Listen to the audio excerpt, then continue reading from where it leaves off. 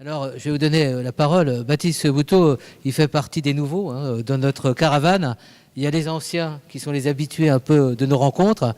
Et on est très très heureux de vous accueillir parce que, avec l'équipe de l'Espace Éthique, quand on a commencé à envisager ces états généraux de la bioéthique, on s'est dit on va se faire plaisir. On va aussi inviter des gens qu'on ne connaît pas, c'est-à-dire physiquement, mais qu'on connaît à travers leurs recherches et leurs œuvres. Et vous voyez, le seul privilège qu'on a, parce que c'est lourd à organiser, c'est de se dire on se fait ce plaisir là, c'est-à-dire de vous inviter, c'est pour nous un vrai plaisir.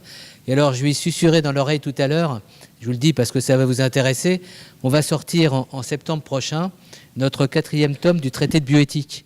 Lorsqu'il y a eu les précédentes lois de bioéthique, vous regarderez, on avait sorti en 2010 3 tomes, ça fait à peu près 2000 pages, c'est des tomes assez construits.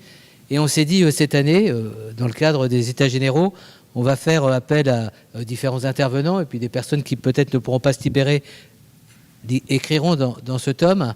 Et ça va être donc sur la thématique qu'on a choisi, nous, de travailler au niveau de ces États généraux, les nouveaux territoires de la bioéthique. Alors j'espère que Baptiste va trouver l'inspiration pour me dire tout à l'heure, c'est d'accord, et je signe et j'enverrai un article. Je vous donne la parole, applaudissez-le parce que c'est une première pour lui.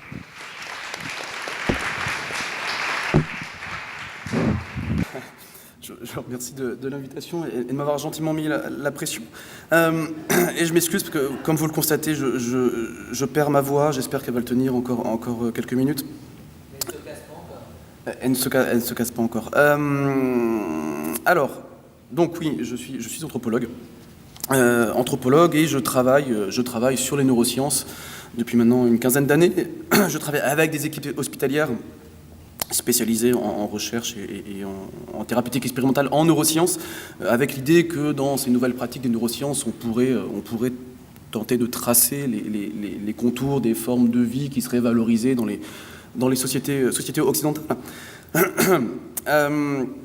Donc pour essayer un peu de clarifier ce que je vais vous dire à présent, alors j'ai un peu pris le contre-pied de la question tout relever de l'humain, parce que selon moi la question pour moi n'est pas tant de savoir si on peut tout révéler, mais aussi qu'est-ce que les neurosciences permettent de faire. Merci, ça va sans doute me sauver, et vous aussi.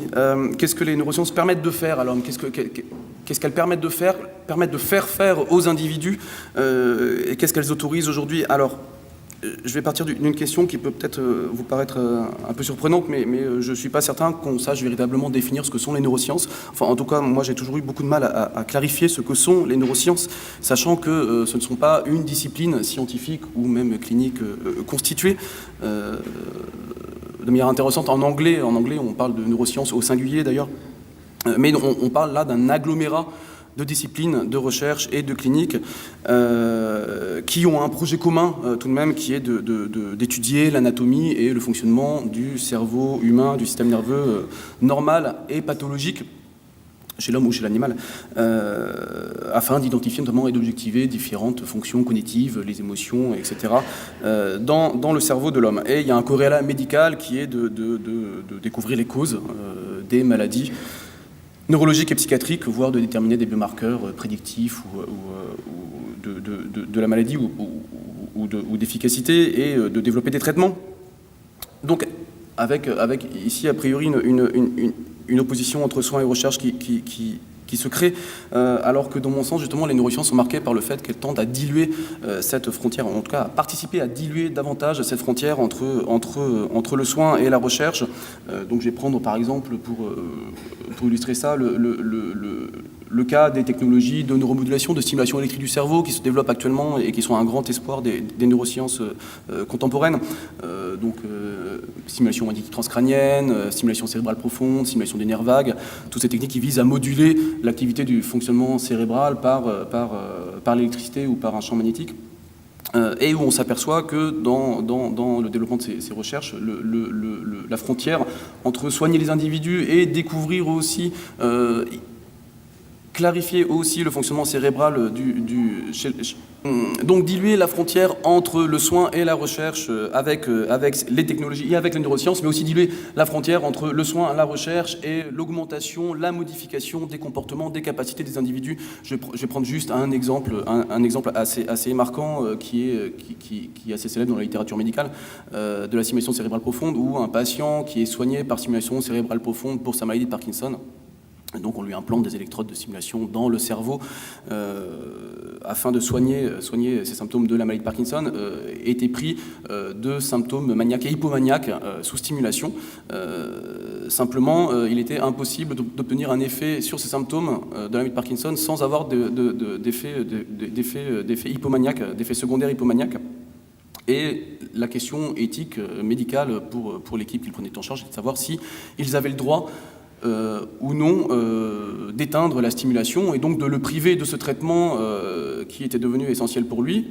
Et c'est lui-même qui a choisi de rester sous conditions hypomaniaques et donc de voir aussi sa maladie être améliorée, alors même que cette situation cette condition d'hypomanie pouvait avoir des conséquences assez graves sur sa santé, sur la sienne et celle de son entourage aussi. Donc voilà, une dilution entre des frontières entre soins, recherche et entre modification, amélioration. Quand bien même la question de savoir à quel moment est-ce qu'on améliore quelqu'un ou est-ce qu'on détériore cette personne est aussi une question imprégnée de critères normatifs qu'il est assez difficile de trancher telle qu'elle. Donc, deuxième point, les neurosciences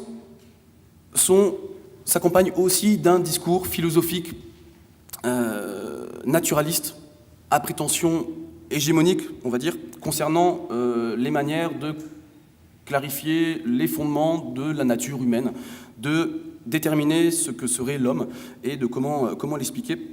Alors, des versions de ces discours qui sont plus ou moins extrêmes, bien entendu, mais en fait, les neurosciences se présentent comme, comme une nouvelle anthropologie, au sens où elles prétendent développer des moyens de connaissance des logiques, des conduites humaines. C'est-à-dire qu'elles prétendent avoir les moyens de définir les altérités de l'esprit, c'est-à-dire de comprendre ce qui se trouve dans l'esprit de l'autre et comment il fonctionne. Alors, ça a de nombreuses implications, notamment quant à savoir que faire des modes d'explication alternatifs aux neurosciences dans l'explication de nos conduites, de ce que nous sommes. Alors là, je peux faire notamment référence à tous les débats qui opposent neurosciences et psychanalyse, qui traversent l'histoire les liens entre ces deux disciplines. Mais en tout cas, les neurosciences pensent pouvoir établir expérimentalement au laboratoire les liens entre différentes dimensions du cerveau humain, entre les comportements et les émotions. Donc on voit en ce sens-là comment elles deviennent un axe prioritaire des plans de recherche des pays occidentaux, et notamment en plus des sociétés occidentales qui sont marquées par le vieillissement de leur population et l'explosion des coûts matériels et sociaux des troubles mentaux. Donc l'importance prise par les neurosciences. Troisième point qui, à mon sens, marque le développement des neurosciences et soulève toute une série de questions qui peuvent être, à mon sens, intéressantes, j'espère, dans un modèle biomédical idéalisé qui enjoint de transposer les découvertes de la recherche fondamentale au lit du malade, aux soins, généralement. Les neurosciences opèrent une translation qui passe directement du laboratoire à la société. Ce que j'entends par là, c'est que les outils, les savoirs, les pratiques des neurosciences ne se cantonnent plus à l'hôpital, ne se cantonnent plus au laboratoire, ne se cantonnent plus aux espaces de soins, mais elles circulent sous une multiplicité de formes, d'outils, de discours, de pratiques, de dispositifs, pour imprégner les politiques publiques. On en a parlé, la neuroéducation, c'est un cas classique. Quand bien même les sciences cognitives, ce n'est pas la première fois que les sciences cognitives rentrent dans la constitution des programmes d'éducation des enfants en France, hein, c'est quelque chose de très ancien. Mais aussi pour imprégner les pratiques privées et façonner en ce sens la vie des gens. Donc en fait, elle développe ce qu'on peut appeler un réductionnisme à visée holiste, C'est-à-dire qu'elle développe des applications pratiques, réductionnistes, mais qui visent à améliorer la condition humaine des individus. Donc, notamment reprogrammer, par exemple, la cognition des individus afin de changer leur comportement dans des pratiques thérapeutiques, mais aussi, pourquoi pas, tenter de développer des outils pour améliorer leurs compétences, ce qui est leurs compétences, et améliorer leur perspective et leur avenir et leur socialisation. Donc, ce qui est le but, par exemple, de la neuroéducation, qui n'est pas juste un débat sur concernant les meilleurs moyens d'éduquer nos enfants, mais qui est aussi quels sont les moyens qu'on donne à nos enfants pour potentiellement améliorer leur avenir et leurs compétences. Donc, il ne s'agit plus uniquement de soigner, de chercher, mais également de déterminer comment, par exemple, juger nos semblables. Donc, ça a déjà été évoqué avec les questions juridiques, lorsque les neurosciences rentrent dans les questions de justice, rentrent dans les tribunaux. Il y a de nombreux cas, notamment aux États-Unis, par exemple, où des personnes qui souffrent de troubles dont l'étiologie est assez indéfinie, donc généralement ça peut être des cas, par exemple, de fatigue chronique, de dépression, de stress post-traumatique, mobilisent les outils d'imagerie, de neuroimagerie, dans les procès avec les assurances pour faire reconnaître leur état pathologique et donc avec un enjeu économique derrière qui est d'accéder à des soins et se faire rembourser ces soins. Donc voilà, ce sont les individus eux-mêmes qui mobilisent les outils de la neuroimagerie et des neurosciences. Mais donc aussi, dans le cas de la neuroéducation, comment est-ce qu'elle prétend permettre d'éduquer nos enfants en développant des programmes d'entraînement cognitif à l'attention, par exemple, ou à l'apprentissage. Quatrième point, comment est-ce que les neurosciences imprègnent les expériences individuelles? Comment est-ce que leur questionnement se situe aussi à un niveau individuel?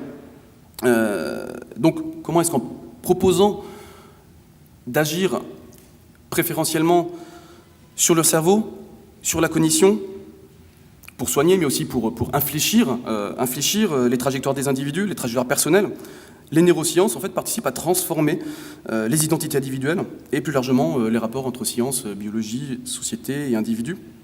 Et donc, notamment, comment est-ce qu'elles participent à créer de nouvelles formes d'existence pour l'individu? Alors, il y a une notion qui circule beaucoup en sciences humaines et sociales autour de ces questions, qui est celle de sujet cérébral, c'est que les neurosciences participeraient à constituer ce qu'on appellerait aujourd'hui un sujet cérébral, qui serait une nouvelle manière pour l'individu de se penser et de définir son identité, selon donc son identité personnelle, mais aussi sa vie de relation, selon son cerveau et selon le fonctionnement de son cerveau. Alors, le cas le plus célèbre, le cas paradigmatique de ce sujet cérébral, c'est le mouvement de la neurodiversité, que vous connaissez peut-être, qui a été institué par des personnes autistes de haut niveau, des personnes qui souffraient du syndrome d'Asperger, et qui en viennent à se définir non pas comme étant des personnes malades ou des personnes comme étant handicapées, mais comme des personnes ayant un fonctionnement cognitif différent et qui devraient être reconnues comme telles pour ensuite pouvoir accéder aux mêmes droits que les individus que eux-mêmes définissent comme étant neurotypiques. Donc on voit comment est-ce que les savoirs des neurosciences peuvent être retournés par les individus pour participer à construire une identité et une forme de vie. Alors ce qui est intéressant, c'est que dans ces cas-là, on le retrouve aussi beaucoup, par exemple, dans le cas de personnes qui souffrent de troubles psychiatriques. Ça a été évoqué tout à l'heure, ou avoir une définition neuroscientifique ou par l'imagerie cérébrale de sa maladie est particulièrement apprécié ou valorisé par les malades, par les associations de malades aussi. C'est un débat extrêmement important dans le cas de l'autisme en France notamment, parce que ce serait une définition biologique qui serait déculpabilisante, démoralisante, au sens où elle retirait toute valeur morale aux symptômes dont souffriraient les personnes.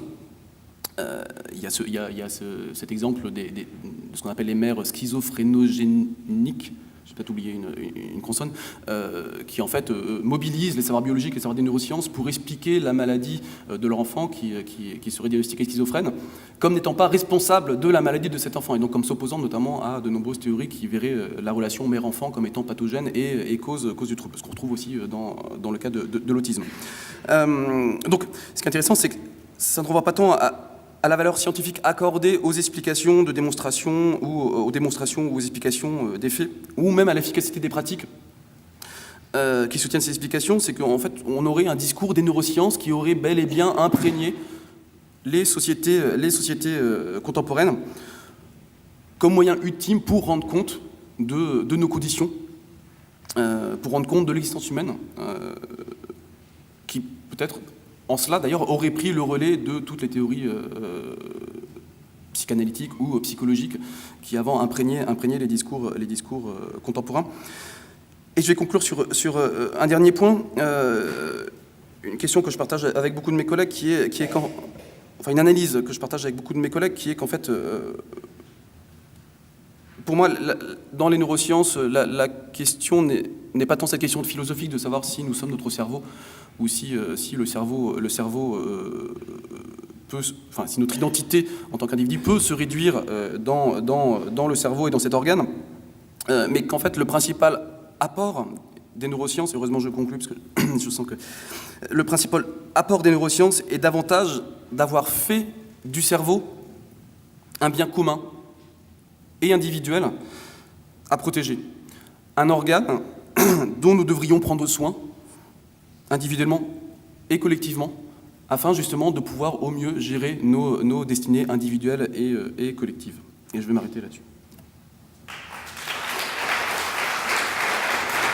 Un immense merci. On peut dire qu'il a réussi le grand oral de l'espace éthique. Hein. C'était extraordinaire. Merci de nous avoir aussi ouvert sur des pistes de recherche, de réflexion inattendues. C'est aussi ça, la réflexion sur les nouveaux territoires de la bioéthique, de découvrir des champs qui justifient des approfondissements et puis de transformer ce que vous avez dit sur le cerveau, patrimoine, enfin je veux dire, je trouve que c'est en tous les cas des objets à explorer et à approfondir dans les prochaines années. Un immense merci à vous. Alors j'avais demandé à Danielle Langlois, elle n'est pas dans la salle malheureusement. Pardon ? Oui, elle n'est pas là. J'allais dire que tu allais la remplacer, mais ce n'est pas encore le cas. Tu pourras toujours, toi qui es toujours capable de faire des bonnes synthèses, c'est toi qui la feras tout à l'heure. Donc j'avais demandé précisément à la présidente d'une association nationale sur l'autisme, parce que je trouvais que c'était très intéressant d'accrocher aussi l'expertise associative, comme on le fait à chacune de nos rencontres. On veut avoir ce regard très concret, très synchronisé, très responsable par rapport à tout ce qui se dit. Elle n'est pas là, mais elle sera sollicitée avec beaucoup de véhémence pour qu'elle nous apporte une contribution écrite que vous verrez dans la synthèse que vous êtes en train, madame, d'écrire comme ça devant le public.